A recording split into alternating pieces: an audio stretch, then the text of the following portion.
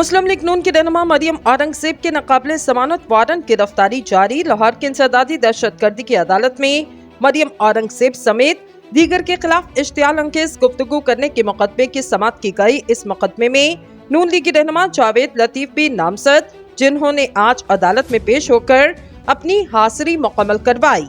साबिक वजीर मरियम औरंगजेब गुज़िश्ता समाअत पर अदालत में पेश नहीं हुई और इन्होंने हाजिरी माफी की दरख्वास्त की, लेकिन वो इस समाअत पर भी पेश न हो सकी, जिस पर अदालत ने इनके नाकाबिले जमानत वारंट गिरफ्तारी जारी कर दिए।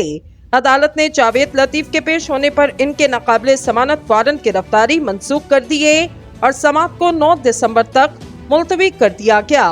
लाहौर में इंसदादे दहशतगर्दी की अदालत ने मुस्लिम लीग नून की रहनुमा मरियम औरंगजेब के नाकाबिले जमानत वारंट गिरफ्तारी आज जारी किए।